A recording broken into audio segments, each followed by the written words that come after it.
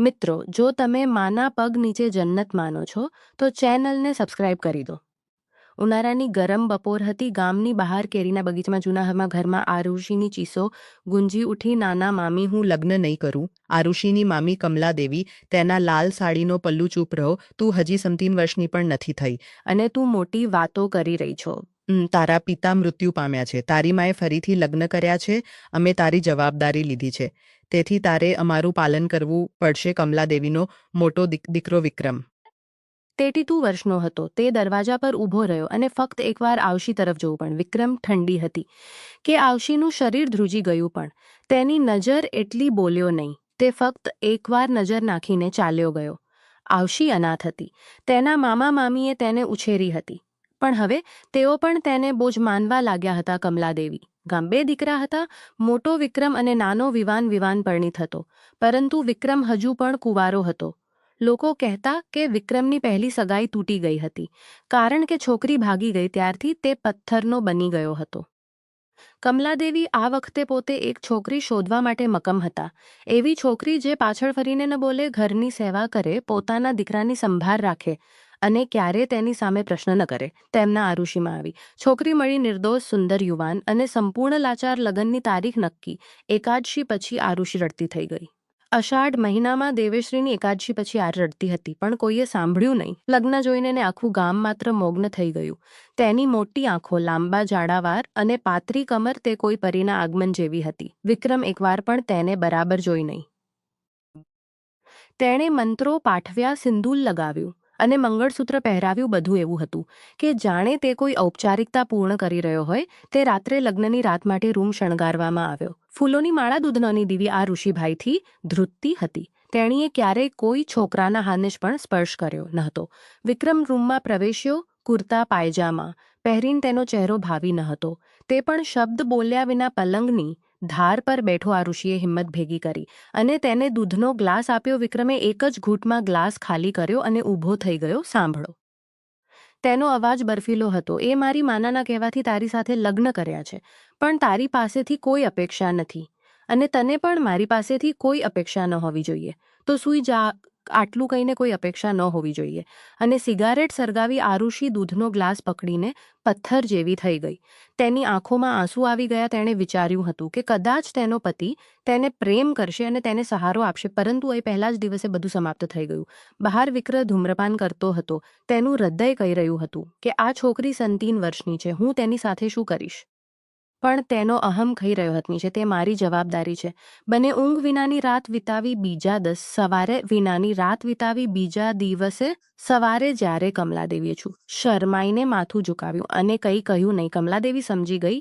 ત્યારે હસીને કહ્યું, ઠીક છે દીકરી, આખરે બધું સારું થઈ જશે. પણ આરુષિ જાણતી હતી કંઈ સારું થવાનું નથી. પરોળના પહેલાણતી હતી. કંઈ સારું થવાનું નથી. પરોળના પણ પડ્યા હતા. ત્યારે કમલાદેવીનો જોરદાર અવાજ ગુંજી ઉઠ્યો, આરુષિ, તું હજી જાગી કે નથી? સૂર્ય પહેલેથી નીકળી ગયો છે અને તું હજુ સૂઈ રહી છે.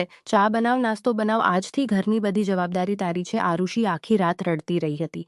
તેની આંખો સૂજી ગઈ હતી, પરંતુ તેણે ઝડપથી તેનો ચહેરો અને હાથ ધોયા. તેની લાલ સાડીનો પલ્લુ તેના માથા પર ખેંચ્યો અને રસોડામાં ગઈ. પહેલીવાર તેણી આટલા મોટા ચૂલા પર ચા ઉકાળી. તેણીએ પૂરી સબ્જીની વાનગી રાંધી. તેના હાથ ધ્રુજતા હતા, પણ કોઈએ ધ્યાન આપ્યું નહીં.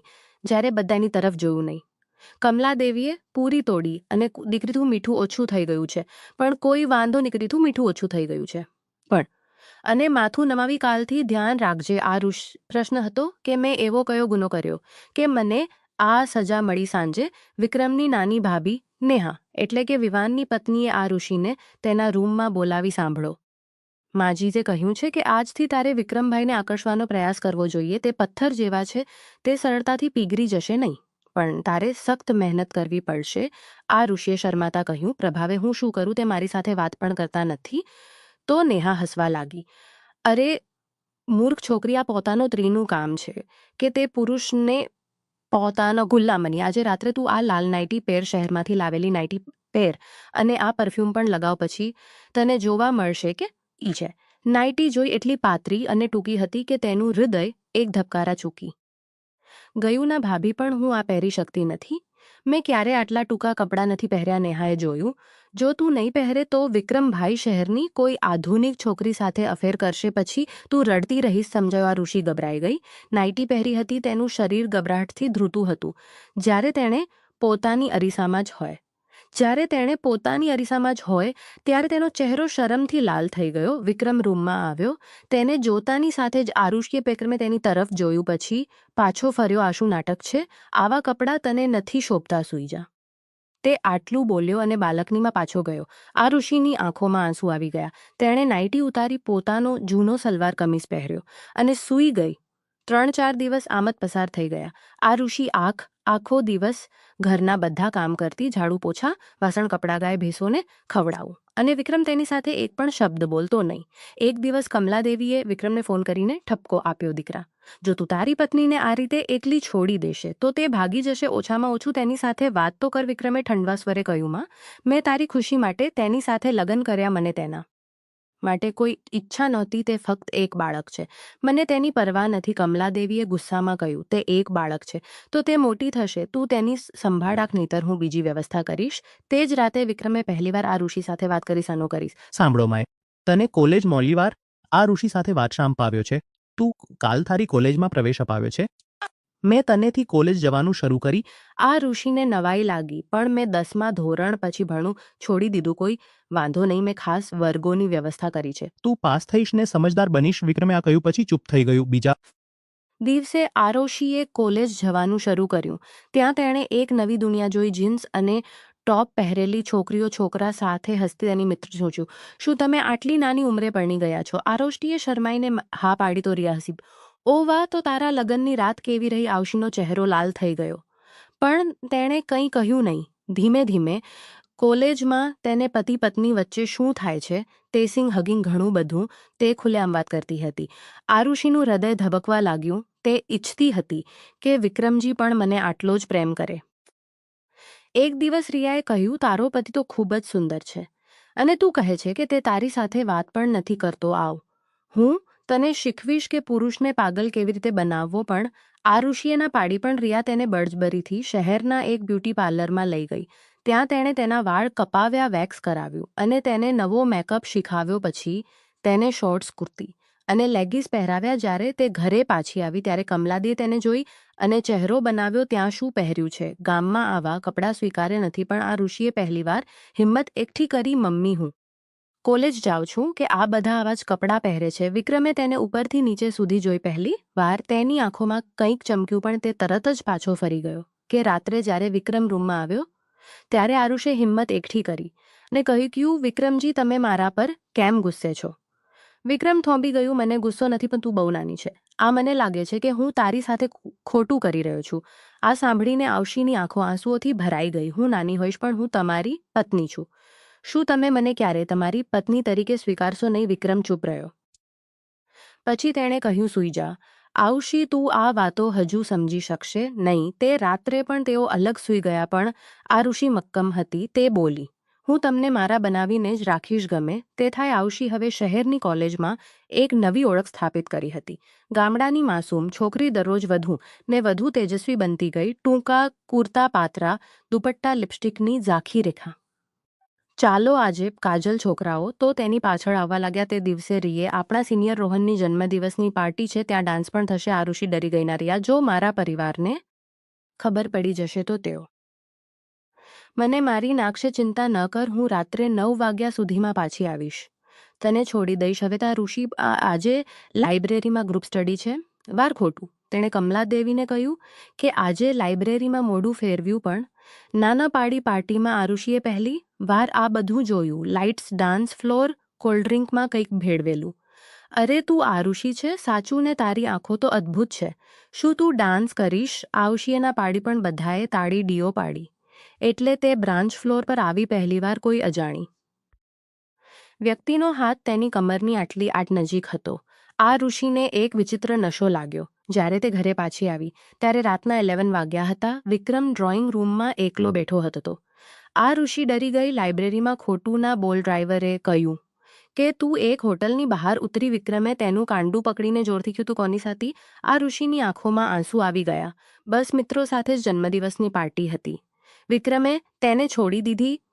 તેના વાદમાં પહેલીવાર દુખાવો હતો. સૂઈ જા, અને મેં તને ભણવા માટે મોકલી છે. આ બધું શીખવા માટે નહીં. તે રાત્રે વિક્રમ રૂમમાં આવ્યો નહીં, અને આ ઋષિ રડતી સૂઈ ગઈ. બીજા દિવસથી વિક્રમે પોતાને તેનાથી વધુ દૂર રાખ્યું. નાસ્તામાં પણ તેઓ એકબીજા તરફ જોતા નહોતા. પછી એક દિવસ હવેલીમાં એક મહેમાન આવી. પ્રિયા શર્મા, વિક્રમની જૂની બિઝનેસ પાર્ટનર. તેણી આવતાની સાથે જ વિક્રમને ગળે લગાવી દીધો. વિક્રમ, કેટલો સમય થયો? હું આજે આખો દિવસ તારી સાથે છું, કમલાદેવીએ હસીને કહ્યું. દીકરી, તું અમારા ઘરમાં મહેમાન છે. આ ઋષિ, તેના માટે એક સરસ રૂમ તૈયાર કર. આ ઋષિએ પ્રિયા તરફ જોયું. એટલી સુંદર હતી કે તેનું હૃદય ડૂબી ગયું. પ્રિયા ડાઇનિંગ ટેબલ પર વિક્રમની બાજુમાં બેઠી હતી અને વાતો કરતી હતી. જ્યારે આરુષિએ બધાને જમવાનું પીરસ્યું ત્યારે પ્રિયાએ કહ્યું, આશી, તું હજુ બાળક છે. વિક્રમે મન કહ્યું કે તું ફક્ત 17 વર્ષની છે. વાહ વિક્રમ, તને તો જેકપોટ લાગી ગયો. બધા હસી પડ્યા, પણ આ ઋષિનો ચહેરો લાલ થઈ ગયો. તે રાત્રે પ્રિયા અને વિક્રમ લાંબા સમય સુધી કામકાજની વાતો કરતા રહ્યા, અને આરુષિ તેના રૂમમાં બેચનીથી ચાલતી રહી. રાતના 12 વાગ્યા હતા. વિક્રમ હજુ પાછો આવ્યો ન હતો. તે ધીમે ધીમે નીચે દરવાજો થોડો ખુલ્લો હતો. અંદર વિક્રમની ખૂબ નજીક બેઠી હતી. તેનો હાથ તેની જ આંગ પર હતો. વિક્રમ, તારી પત્ની હજુ બાળક છે, તો તારી જરૂરિયાતો કોણ પૂરી કરશે? વિક્રમે કંઈ કહ્યું નહીં. તેણે ફક્ત સિગરેટનો ધુમાડો છોડ્યો. આ ઋષિનું હૃદય ડૂબી ગયું. તો તેની સાડીનો પલ્લું સરકી ગયું. આ ઋષિનું મારે પાછી આવી અને રડતી પલંગ પર પડી ગઈ. સવારે જ્યારે વિક્રમ રૂમમાં આવ્યો અને જ્યારે વિક્રમ રમવા આવ્યો ત્યારે આ ઋષિએ પૂછ્યું, કાલે રાત્રે પ્રિયા દીદી તમારા રૂમમાં શું કરી રહી હતી? વિક્રમ ચોંકી ગયો. તે કામકાજની વાત હતી. તું હજુ નાની છે, તો આ બધું સમજી શકશે નહીં. આ ઋષિનો ગુસ્સો ફાટી નીકળ્યો. હું નાની છું, તેથી તમારે બહાર કોઈ બીજા સાથે મજા કરવી જોઈએ, પણ હું તમારી પત્ની છું. વિક્રમે તેની સામે જોયું. જો તું પત્ની છે તો પત્નીની જેમ વર્ત, મને સવાલ ના કર. તે આટલું બોલીને ચાલ્યો ગયો. તે દિવસથી આશીએ નિર્ણય લીધો કે જો વિક્રમ તેને નહીં ઈચ્છે તો તે તેને હેરાન કરશે. તેથી તેણીએ વધુ બોલ્ડ કપડાં પહેરવાનું શરૂ કર્યું. તે હસી અને કોલેજમાં છોકરાઓ સાથે વાત કરવા લાગી. રોહન તેનો પીછો કરવા લાગ્યો. દરરોજ ફૂલ સંદેશાઓ ફોનને કહ્યું, આવશી, તને ખરેખર પ્રેમ કરું છું. તારો પતિ તને નથી ઈચ્છતો તો મારી સાથે ચાલ. આવશીએ કંઈ કહ્યું નહીં. તે ફક્ત હસતી હતી. તે જ રાત્રે પ્રિયા ફરી આવી. આ વખતે 3 દિવસ રહી. આવશીને લાગ્યું કે તેનું જીવન આગમાં ભડકી જવાનું. પ્રિયાના આગમન પછી બીજા દિવસે સવારે હવાઈ લેવા ધમાલ મચી ગઈ. કમલા દેવી આ ઋષિ પર ગુસ્સો કર્યો અને કડકાઈથી કહ્યું, જુઓ દીકરી, પ્રિયા શહેરમાં એક ઉચ્ચ અધિકારી છે. વિક્રમ સાથે સંપૂર્ણ ધ્યાન રાખજે. તે જે કહે તે કરો. તેના માટે અલગ નાસ્તો અને ચા તૈયાર કરો. અને તરત જ તમે સમજી ગયા. આવશીએ માથું નમાવ્યું અને કહ્યું, હા, પણ અંદર આગ ભભૂકી રહી હતી. નાસ્તાના ટેબલ પર પ્રિયાએ આવશીને ઉપર નીચે જોઈ અને સ્મિત સાથે કહ્યું, આવશી તો ઢીંગલી જેવી લાગે છે. વિક્રમ મને કહ્યું કે તું માખણ જેવી છે. વિક્રમ મને કહ્યું, ચા તો માખણ જેવી છે. કોઈ ખાસ ઉપાય? આવશીએ જવાબ આપ્યો, હા, ફક્ત દહીં અને હળદર લગાવું છું. પ્રિયા હસી પડી. વાહ વિક્રમ, તું ખૂબ નસીબદાર છે યાર. તારી પત્ની ખૂબ છોટ છે અને તું ઓફિસમાં અટવાઈ ગયો. વિક્રમે કંઈ કહ્યું નહીં. તેને ફક્ત ચાની એક ચૂસકી લીધી અનુભવ થયો. બપોરે પ્રિયાએ વિક્રમને કહ્યું કે ચાલો ખેતરે જઈએ. મેં ગામડાની હવા ખાધાને ઘણો સમય થઈ ગયો છે. તેથી તેઓ ઘોડા પર બેસીને ખેતરોમાં ગયા. આરશુએ ટેરેસ પરથી જોયું તો તેનું હૃદય બળી રહ્યું હતું. સંજે જ્યારે તેઓ પાછા ફર્યા ત્યારે પ્રિયાની સાડી કાદવથી લથપથ હતી અને આરુષે વિક્રમના શર્ટ પર લાલ લિપસ્ટિકનું નિશાન જોયું તો તેની આંખો લાલ થઈ ગઈ. રાત્રે ભોજન પૂરું થતાં જ પ્રિયાએ કહ્યું, વિક્રમ, આજે હું ખૂબ જ થાકી ગઈ છું. મારી પેટ દુખે છે. પ્લીઝ પણ થોડી માલિશ કરાવી આપો ને. કમલાદેવીએ કહ્યું. આવશી પ્રિયાને માલિશ કર. સાંભળી આરુષિના હાથ ધ્રુજવા લાગ્યા, પણ તે શાંતિથી પ્રિયાના રૂમમાં ગઈ. પ્રિયાએ તેનું બ્લાઉઝ ઉતાર્યું અને ફક્ત તેની બ્રા પહેરીને સૂઈ ગઈ. ચાલ ઢીંગલી, મને જોરથી દબાવી દે. આ ઋષિએ કોઈક રીતે માલિશ પૂરી કરી. પ્રિયાએ ઠંડી આહા ભરી અને બોલી, યાર વિક્રમની આંગળીઓમાં તો જાદુ છે. શું તે ક્યારે તને માલિશ કરી છે? આરુષિ ચૂપ રહી. તેની આંખોમાં આંસુ આવી ગયા. રાત્રે 11 વાગ્યે વિક્રમ રૂમમાં આવ્યો. આરુષિ પલંગ પર તેની પીઠ પર સૂઈ રહી હતી. વિક્રમે કહ્યું, પ્રિયાને ઊંઘ આવતી નહોતી. હું તેની સાથે વાત કરતો હતો. આ ઋષિએ પાછળ જોયું. તેની આંખો સૂજી ગઈ હતી. તમને જે જોઈએ તે કરો, મને વાંધો નથી. વિક્રમ પહેલીવાર ગુસ્સે થયો. તારો શું મતલબ છે? હું તારો પતિ છું. આ ઋષિ હસી પડી. અમારા લગ્નની રાત્રે મને એકલી છોડી દેનાર પતિ જે દિવસ રાત બીજી સ્ત્રી સાથે વિતાવે, તમે ફક્ત નામના પતિ છો. વિક્રેનું કાંડું પકડી લીધું. આવી વાત કરવાનું બંધ કર પ્રિયા. ફક્ત એક બિઝનેસ પાર્ટનર છે. આરુષિએ તેનો હાથ છોડાવ્યું. તો આજે ખેતરોમાં શું કામ ચાલી રહ્યું હતું. તમારા શર્ટ પરની લિપસ્ટિકનું નિશાન પર બિઝનેસનું સંબંધ હતું. વિક્રમ બોલી શક્યો નહીં. તે શાંતિથી બહાર નીકળી ગયો. બીજા દિવસે સવારે પ્રિયાએ બધાની સામે આવશીને ટોણો માર્યો, તું વિક્રમ જેવા માણસને સંભાળી શકતી નથી. તે મને કહી રહ્યો હતો કે તે તારાથી કંટાળી ગયો. કમલાદેવી આ સાંભળ્યું અને મૌન રહી. આવશીની આંખોમાં આંસુ આવી ગયા. તે દોડીને પોતાના રૂમમાં બંધ થઈ ગઈ. તે બપોરે રોહને તેને મેસેજ કર્યો, આ ઋષિ તું તારા ઘરની બહાર છું. બસ 5 મિનિટ માટે મને મળ, ખૂબ જ મહત્વપૂર્ણ છે. આ ઋષિને લાગ્યું કે હવે બહુ થયું. તે શાંતિથી ચાલી ગઈ. રોહન તેની મોટરસાયકલ પર ઊભો હતો. ચાલો થોડી ડ્રાઈવ કરવા જઈએ, તું ખૂબ જ પરેશાન કાન લાગે છે. તેઓ ગામની બહાર નદી કિનારે પહોંચ્યા. રોહને તેનો હાથ પકડ્યો. આવશી, હું તને ખરેખર પ્રેમ કરું છું. તારો પતિ તને સમજી શકતો નથી. તું મારાથી ખુશ થઈશ. આવશીની આંખો આંસુઓથી ભરાઈ ગઈ. તેણીએ કંઈ કહ્યું ને તેને ગળે લગાવી. પહેલીવાર તે કોઈ અજાણી વ્યક્તિના હાથમાં હતી. તેનું હૃદય ધબકતું હતું. પછી કોઈએ દૂરથી ફોટો લીધો. જ્યારે આવશી તે સાંજે ઘરે પાછી ફરી ત્યારે હવેલીમાં ખળભળાટ મચી ગયું. વિક્રમે મોબાઈલ ફોન પકડ્યો હતો. તેમાં નદી કિનારે રોહન અને આરુષિનો ફોટો હતો. વિક્રમની આંખો લોહીથી લાલ હતી. આ શું છે? આ ગભરાઈ ગઈ. વિક્રમ, તે ફક્ત મારો એક મિત્ર છે. વિક્રમે ફોન નીચે કર્યો. મિત્ર, પણ તું તેને ગળે લગાવી રહી છે. કમલાદેવી પણ આવો ફોટો જોઈને તેનો ચહેરો ફીકો પડી ગયો. ત્યાં શું કર્યું? તે મારા પરિવારને શરમમાં મૂકી દીધા. વિક્રમ આરુષિનો હાથ પકડીને તેને ઉપરના માળે રૂમમાં લઈ ગયો અને દરવાજો બંધ કરી દીધો. મને કે તારો તેની સાથે શું સંબંધ છે? આરુષિ રડી પડી. હું પણ એ જ કહી રહી છું. તમે પ્રિયા સાથે કરો છો કેમ? તમને દુઃખ થયું છે ને? મને પણ દુઃખ થયું હતું. વિક્રમે પહેલી વાર તેને જોરથી હલામે. પ્રિયા સાથે કંઈ કર્યું નથી. અમે ફક્ત વાત કરી હતી. પણ તે મને દગો આપ્યો. આવશીની આંખોમાં આગ લાગી. તો તમે તો પહેલા દિવસથી જ મને દગો આપ્યો છે. મેં તો ફક્ત તમને ઈર્ષા કરાવી છે. વિક્રમનો ગુસ્સો બેકાબૂ બની ગયો. તે તેની નજીક એટલો નજીક આવ્યો કે તેમના શ્વાસ સ્પર્શી ગયા. તું મારી પત્ની છે. ફક્ત મારી, બીજા કોઈને તનેને સ્પર્શ કરવા નહીં દઉં. આરુષિએ કહ્યું. ઓ તો પછી સાબિત કરીને બતાવો. વિક્રમે તેની આંખોમાં ગુસ્સા બદલ બીજું કંઈક હતું. પહેલીવાર તેણે આવશીના હોઠને સ્પર્શ કર્યો. આવશી ધ્રુજી ગઈ. તે રાત્રે રૂમમાં એકમાત્ર અવાજ શ્વાસ લેવાનો હતો. બહાર પ્રિયા હસતી હતી. તેણીએ જ આ ફોટો મોકલ્યો હતો અને તેની યોજના કામ કરી ગઈ હતી. સવારના પહેલા કિરુરો રૂમમાં પ્રવેશતા જ આ ઋષિની આંખો ખુલી ગઈ. તેના હોઠ સૂજી ગયા હતા. તેની ગરદન પર લાલ નિશાન હતું. તેના વાળ વિખરાયેલા હતા અને વિક્રમ તેની કમર પર હાથ રાખીને ગાઢ નિંદ્રામાં હતો. જ્યારે આશીને આગલી રાત યાદ આવી ત્યારે તેનો ચહેરો શરમથી લાલ થઈ ગયો. પહેલીવાર વિક્રમે ગુસ્સાથી, ઈર્ષાથી પણ સંપૂર્ણ અધિકાર સાથે તેણે ધીમેથી વિક્રમનો હાથ દૂર કર્યો. તેને પોતાની બનાવી લીધી. તેણે ધીમેથી વિક્રમનો હાથ દૂર કર્યો અને તે બંને નીચે આવ્યા ત્યારે કમલાદેવી એક જ નજરમાં બધું સમજી ગઈ. તેણી હસીને આરુષિના માથા પર હાથ ફેરવ્યું. પ્રિયાએ પણ જોયું. તેનું સ્મિત કડવું થઈ ગયું. તેણીને લાગ્યું હતું કે આ ફોટો ઘરમાં ઝઘડ કરાવશે. આરુષિ રડશે. વિક્રમ તેનાથી દુબળો કરાવશે. આરુષિ રડશે. વિક્રમ નજીક આવી ગયા હતા. નાસ્તો કર્યા પછી વિક્રમ ઓફિસ જવા નીકળી ગયો તો પ્રિયાએ આરુષિને તેના રૂમમાં બોલાવી સાંભળ ઢીંગલી ગઈ. રાત્રે તને ખૂબ મજા આવી હશે ને? આરુષિનો ચહેરો લાલ થઈ ગયો.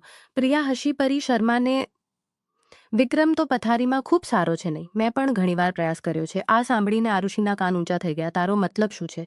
તો પ્રિયાએ પોતાનો ફોન કાઢ્યો અને જૂનો વિડીયો બતાવ્યો. 3 વર્ષનો વિક્રમ અને પ્રિયા હોટેલના રૂમમાં. પ્રિયાએ વિક્રમને ઘેરી લીધો હતો. બંને નશામાં હતા. જો તારો પતિ પહેલાથી જ મારા માટે પાગલ હતો, તે ફક્ત એટલા માટે રોકાઈ ગયો કારણ કે હું ન હતી. પણ હવે હું પાછી આવી ગઈ છું. આ ઋષિના હાથ પગ ઠંડા પડી ગયા. ખોટું છે. પ્રિયા હસી પડી. તો આજે રાત્રે તું ખોટું જોઈ શકે છે. વિક્રમને મારા રૂમમાં બોલાવીશ અને તું જોશે કે તે આવે છે કે નહીં. તે સાંજે જ્યારે વિક્રમ ઘરે પાછો ફર્યો ત્યારે પ્રિયાએ તેને વાઇનનો ગ્લાસ આપ્યો. ચાલો વિક્રમ, ચાલો ને જૂના દિવસો યાદ કરીએ. આજે ફક્ત આપણે 2 વિક્રમે ન પાડીને હું હવે પરિણીત છું. પ્રિયાએ બળજબડીથી ગ્લાસ તેના હોઠ પર મૂક્યો. આ ઋષિ દૂરથી જોઈ રહી હતી. તેનું હૃદય તૂટી રહ્યું હતું. રાત્રે 10 વાગ્યે પ્રિયા વિક્રમને મેસેજ કર્યો. મને ખૂબ માથાનો દુખાવો છે. પ્લીઝ આવો ને અને મને દવા આપો ને. વિક્રમ જ ચાલ્યો ગયો. આવશી શાંતિથી તેની પાછળ ગઈ. પ્રિયાના રૂમમાં અંધારું હતું. ફક્ત એક મીણબત્તી સળગી રહી હતી. પ્રિયાએ ફક્ત સ્લીપિંગ ગાઉન પહેર્યો હતો. તેણે દરવાજો ખોલ્યું અને વિક્રમ અંદર. ખેંચ વિક્રમ, મને ડર લાગે છે. થોડીવાર મારી સાથે બેસો ને. વિક્રમ બેઠો તો પ્રિયાએ તેના ખંભા પર. બેસો ને વિક્રમ, મને તે રાત યાદ છે. તમે મને કેટલો પ્રેમ કરતા હતા. વિક્રમે દૂર જવાનો પ્રયાસ કર્યો, પરંતુ પ્રિયાએ તેનો હાથ પકડી રાખ્યો. ફરી એકવાર તેણે તેના હોઠ વિક્રમના હોઠ પર દબાવ્યા. વિક્રમ શરૂઆતમાં પ્રતિકાર કરતો હતો, પણ પછી નશા દરવાજાની બહાર ઊભી રહીને જોતી, અને તેની આંખોમાં ડૂતી રહી, અને તેની આંખોમાં આંસુ આવી ગયા. તે દોડીને તેના રૂમમાં ગઈ, દરવાજો બંધ કરી દીધો. રાત્રે 2 વાગ્યે વિક્રમ અંદર પ્રવેશ્યો. તેને જોઈને આરુષિએ તેને જોરથી થપ્પડ મારી. બહાર નીકળો, તમે ખરાબ વ્યક્તિ છો. વિક્રમ ચોકરી જ. ઋષિ સાંભળ, હું કંઈ સાંભળવા નથી અકમત. તમ પ્રિયા સાથે હતા ને મેં બધું જોયું. તમે મને ફરીથી દગો આપ્યો. વિક્રમે સમજાવવાનો પ્રયાસ કર્યો કે તે મને દબાણ કરી રહી હતી, એટલે તો તે બોલી. તમારા ખોટા ખુલાસા બંધ કરો. આ ઋષિએ તેનું મંગળસૂત્ર કાઢીને ફેંકી દીધું. આ લગ્ન મારા માટે સમાપ્ત થઈ ગયા. હું જઈ રહી છું. વિક્રમે તેને રોકી. આ ઋષિ, મેં ભૂલ કરી. આ બધું નશામાં કર્યું. મને માફ કર. આ ઋષિએ તેને ધક્કો મારી દીધો. હવે ઘણું મોડું થઈ ગયું છે. તેણે તેની નાની બેગ ઉપાડી અને રાત્રિના અંધારામાં હવેલી છોડી દીધી. વિક્રમ તેની પાછળ દોડ્યો, પણ આ ઋષિ ઓટો રિક્ષામાં બેસીને ચાલી ગઈ. સવારે જ્યારે કમલાદેવીને ખબર પડી ત્યારે તે રડી પડી, અને પ્રિયા શાંતિથી તેની બેગ લઈને જતી હતી. તો વિક્રમે અમે તેને ગેટ પર રોકી અને જોરથી થપ્પડ મારી. તે મારું જીવન બરબાદ કરી દીધું છે. ફરી મારી નજરમાં ના આવ. પ્રિયા હસતા હસતા ચાલી ગઈ. તેનો હેતુ પૂરો થયો. વિક્રમ સ્થિર થઈ ગયો. પહેલીવાર તેને સમજાયું કે તેણે જે ગુમાવ્યું છે તે તેની સૌથી કિંમતી સંપત્તિ છે. અને આ ઋષિ પૈસા નહોતા, જવા માટે કોઈ જગ્યા નહોતી. ફક્ત 1 નંબર રોહન. સવારે કોઈ જગ્યા નહોતી. ફગ્ગે તે બસ સ્ટોપ પર પહોંચી. આ ઋષિ પાસે ફક્ત એક નાની બેગ, લાલ ચહેરો, ખિસ્સામાં થોડા પૈસા. તેણીએ એકવાર પણ પાછળ ફરીને જોયું નહીં. રોહને તેને મેસેજ કર્યો, આ ઋષિ તું ક્યાં છે? હું તરત આવીશ. અડધા કલાક પછી રોહન તેની બાઇક પર આવ્યો. આ ઋષિને જોઈને તે દોડીને તેને ભેટી પડ્યું. શું થયું બેબી? તું કેમ રડે છે? મારી સાથે આવ. હું છું ને. આ ઋષિ કંઈ બોલ નહીં. તે ફક્ત તેની બાઇક પર બેઠી. રોહન તેને તેના ભાડાના ફ્લેટમાં લઈ ગયો, શહેરની વચ્ચે. 2 રૂમનું એક નાનું ઘર. પહેલા તું આરામ કર, પછી મને બધું કે. રોહને તેને પલંગ પર બેસાડી અને પાણીનો ગ્લાસ આપ્યો. આ ઋષિ આંસુઓ સાથે તેને બધું કહ્યું. રોહને ગુસ્સાથી ચહેરો ફેરવ્યો. વિક્રમ જેવો ગર્વનિષ્ઠ માણસ તારા લાયક નથી. હવે તું મારી સાથે છે. હું તને ક્યારે રડાવીશ નહીં. તેને આરુષિના કપાર પર ચુંબન કર્યું, પણ આ ઋષિએ કંઈ કહ્યું નહીં. તેને ફક્ત આંખો અંધાધૂંધી હતી. કમલાદેવી બીમાર પડી ગઈ અને વિક્રમ દિવસ રાત આરુષિને શોધતો રહ્યો. તે પોલીસ રિપોર્ટ નોંધાવ્યું. તેણે પોલીસ ગામ પછી ગામ શોધ્યું, પણ આશીનો કોઈ પતો લાગ્યો નહીં. 10 દિવસ વીતી ગયા. રોહને તેણે તેનો નવો ફોન, નવા કપડાં અને મેકઅપ અપા આવ્યું. ધીમે ધીમે આરુષિ હસવા લાગી. બહાર જવાનું અને ફોટા પડાવવા લાગી. રોહને સોશિયલ મીડિયા પર ઘણા બધા ફોટા પોસ્ટ કર્યા. તેઓ સાથે રાત્રે ભોજન કરી રહ્યા હતા, બીચ ફરવા જઈ રહ્યા હતા, બીચ પર ફરવા જઈ રહ્યા હતા. પરંતુ પછી કોઈ આ ફોટા વિક્રમને મોકલ્યા. વિક્રમે તેમને જોયા અને તેનું લોહી ઉકળી ઉઠ્યું. તે તરત જ તેની કાર લઈને શહેર તરફ દોડી ગયું કે હું તારી સાથે લગ્ન કરવા માંગુ છું. ચાલો આજે કોર્ટમાં જઈએ. આ ઋષિએ હસીને હા પાડી. પછી કોર્ટની બહાર ફોટો લેવામાં આવી. તે સાંજે રોહન એક વાર્તા પોસ્ટ કરી. જ્યારે વિક્રમે વાર્તા જોઈ, તેનું શીર્ષક હતું શ્રીમતી અને શ્રી રોહન શર્મા. તેની આંખો લાલ થઈ ગઈ. તેને રોહનને શોધી કાઢ્યો અને રાત પ્લેટ પર પહોંચ્યું. આ ઋષિએ દરવાજો ખોલ્યો, પણ વિક્રમને જોઈને તેના પગ ધ્રુજવા લાગ્યા. વિક્રમે તેને કાંદાથી પકડીને અંદર ખેંચી લીધી. રોહન સોફા પર બેઠો હતો. વિક્રમને જોતા જ ઊભો થઈ ગયો. આ કોણ છે? આ ઋષિ. વિક્રમે રોહનને કોલરથી પકડી લીધો. અમારી પત્ની છે. તેના પરથી તારો હાથ દૂર કર. રોહન પણ ગુસ્સે થાય. હવે તે મારી પત્ની છે. અમે કોર્ટ મેરેજ કર્યા છે. વિક્રમે કાગડો માંગ્યા. ગભરાયેલી આરુષિએ. વિક્રમે કાગડો માંગ્યા. ગભરાવ્યું. વિક્રમે તે તરફ જોયું. તેના હાથમાંથી તે છીનવી લીધું અને ફાડી નાખ્યું. આ કાગળનો ટુકડો કંઈ નથી. કોઈ કોર્ટ હિન્દુ પરંપરા દ્વારા સ્થાપિત બંધનને તોડી નથી શકતી. પણ આ ઋષિ રડવા લાગી. તમે મને દગો આપ્યો. હવે હું મુક્ત છું. પણ વિક્રમે તેને દિવાલ સાથે ધક્કો માર્યો. તેની આંખોમાં આગ હતી. સ્વતંત્રતા. અને તે તારા ગળામાં મારા નામનું મંગળસૂત્ર પહેર્યું છે. તું મારી છે. ફક્ત મારી. રોહને દરિયમનગીરી કરવાનો પ્રયાસ કર્યો, પરંતુ વિક્રમે તેને મુક્કો માર્યો અને રોહન જમીન પર પડી ગયો. આરુષિએ બૂમ પાડી બેસાડી. રોહન પોલીસને બોલાવવાની ધમકી આપતો રહ્યો, પણ વિક્રમે સાંભળ્યું પણ નહીં. તેઓ હવેલી પહોંચ્યા ત્યાં સુધીમાં રાતના 2 વાગ્યા હતા. વિક્રમ આરુષિને એના રૂમમાં લઈ ગયો અને દરવાજો બંધ કરી દીધો. ફરી ક્યારે ભાગવાનો પ્રયાસ ન કરતી. આ ઋષિ રડી રહી હતી. શું તો તમે મને મારશો? વિક્રમે તેના આંસુ લૂછ્યા. પ્રેમા હતો ના. હું તને નહીં મારું હવે. હું તને મારા હૃદયથી પ્રેમ કરીશ. તે મને અહેસાસ કરાવ્યો કે હું તારી વિના જીવી શકતો નથી અને હું તારા વિના મરી જઈશ. તેણે આ ઋષિને પોતાના હાથમાં લીધી. બહાર વરસાદ શરૂ થઈ ગયો હતો. રૂમમાં ફક્ત 2 હાથમાંથી અને 2 હૃદય એકબીજા માટે ધડકતા હતા. બીજા દિવસે કમલાદેવી આ ઋષિને ગળે લગાવી. દીકરી ફરી ક્યારેય ઉદાસ ન થા. આખર તારું જ. અને વિક્રમે પ્રિયા સાથે બધો જ વ્યવસાય સમાપ્ત કરી દીધો. તેણે તેનો ફોન બ્લોક કરી દીધો. હવે આરુષિ તેની એકમાત્ર દુનિયા હતી. પણ આરુષિના મનમાં હજુ પણ એક પ્રશ્ન હતો. શું આ પ્રેમ હતો કે ફક્ત પોતાના હક્કો મેળવવાની જીદ? વરસાદ બંધ થઈ ગયો. અંદર તોફાન બંધ થઈ ગયો. પણ હવેલીની અંદર તોફાન હજુ પણ ચાલુ રહ્યું. આરુષિએ, તમે મને અહીં બળજબરીથી લાવ્યા. આ પ્રેમ નથી, આ તમારો ઘમંડ છે. હું પાછી જઈ રહી છું. વિક્રમે દરવાજો બંધ કર્યો અને ચાવી ખિસ્સામાં મૂકી. હવે ક્યાં જઈશો ને?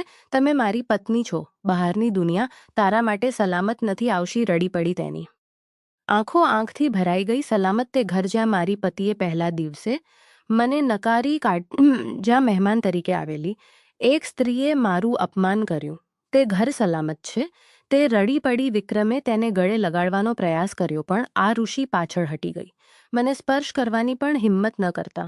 હું ફક્ત નામમાં તમારી પત્ની છું. તે ગુસ્સાથી બાથરૂમમાં ઘૂસી ગઈ અને દરવાજો બંધ કરી દીધો. વિક્રમ માથું પકડીને બહાર ઊભો રહ્યો. બંનેને બોલાવ્યા. તેમણે આ ઋષિ સામે હાથ જોડીને કહ્યું, દીકરી, મેં આ લગ્ન ગોઠવી દીધા. મારી ભૂલ કે મેં તારી ઉંમર ન જોઈ.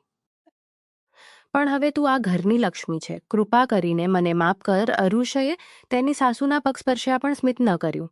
મમ્મીજી, હું માફ કરી શકું છું પણ હું ભૂલી શકતી નથી. પછી તેણે વિક્રમ તરફ જોયું અને કહ્યું, શું તમે ક્યારે મને સાચો પ્રેમ? વિક્રમ ચૂપ રહ્યો. તે દિવસથી હંમેશા ડરશો કે હું ભાગી જઈશ. વિક્રમ ચૂપ રહ્યો.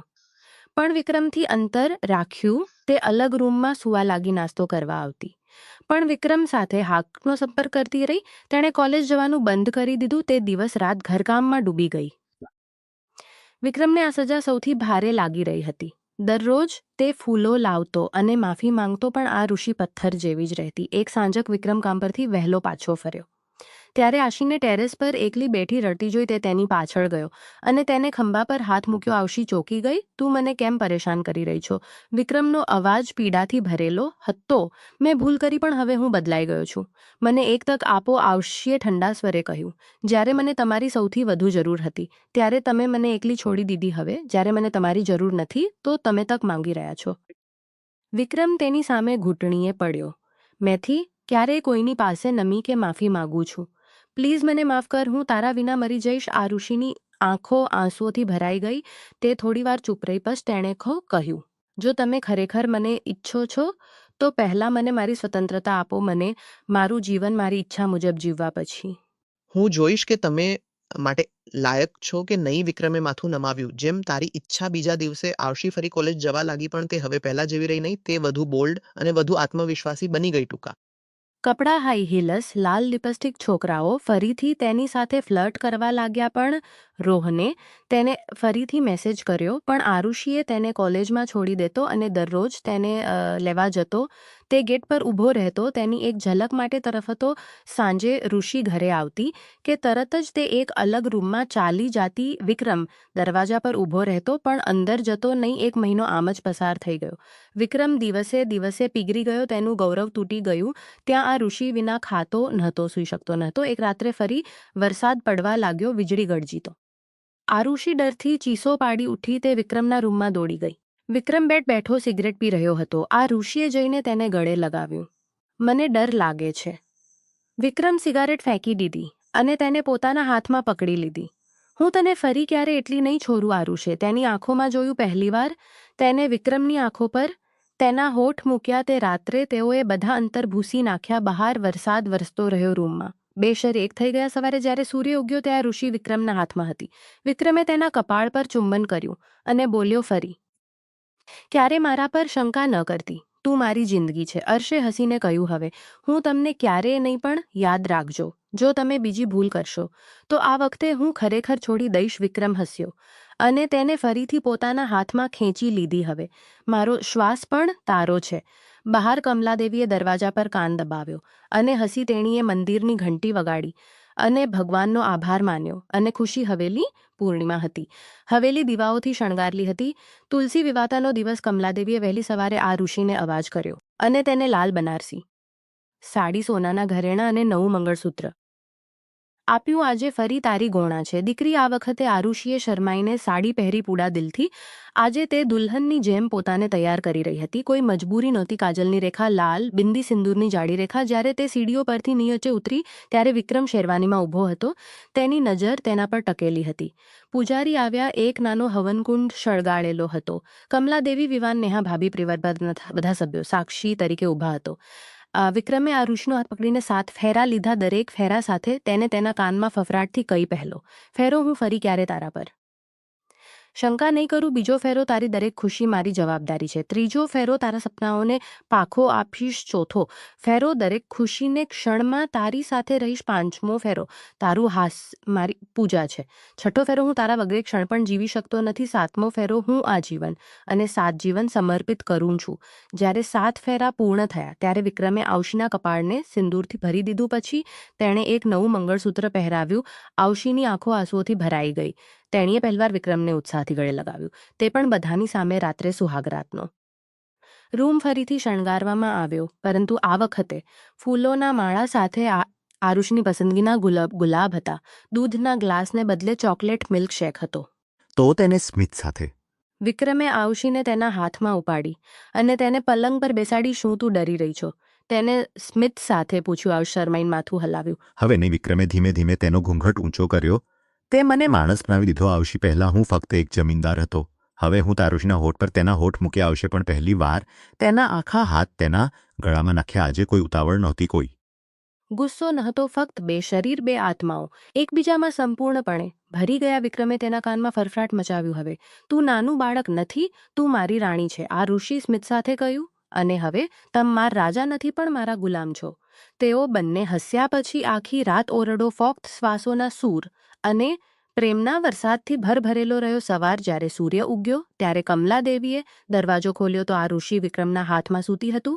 મંગળસૂત્ર તેના ગળામાં ચમકતું હતું. કપાળનું સિંદૂર લહેરાયું. કમલાદેવીએ તેમને આશીર્વાદ આપ્યા અને શાંતિથી દરવાજો બંધ કરી દીધો. 9 મહિના પછી હવેલી હાસ્યથી ગુંજી ઉઠી અને એક નાનો રાજકુમાર જન્મ્યો. આ ઋષિ હસી બાળકને તેના હાથમાં પકડી રાખ્યો. વિક્રમ તેની બાજુમાં બેઠો તેના કપાળને ચુંબન કરતો હતો. આપણે તેનું નામ શું રાખવું જોઈએ? આ ઋષિએ પૂછ્યું. વિક્રમે બાળકના કપાળને ચુંબન કર્યું. અને કયા આશીષ? કારણ કે તે મારા જીવનમાં ભગવાન તરફથી ભેટ છે. આ ઋષિએ તેની આંખોમાં જોયું અને સ્મિત કર્યું. હવે કોઈ શંકા નહોતી, ફક્ત બિનશરતી પ્રેમ. અને હવેલીની દિવાલો ફરી એકવાર ખુશીથી ગુંજી ઉઠી. આ વખતે હંમેશા દિવાલો. તો મિત્રો, જો તમને આરુષિની આ વાર્તા ગમી હોય તો આ વિડીયોને લાઇક કરવાનું અને ચેનલને સબસ્ક્રાઇબ કરવાનું ભૂલશો નહીં. આપણે ફરી એક નવી વાર્તામાં મળીશું. ત્યાં સુધી બાય બાય.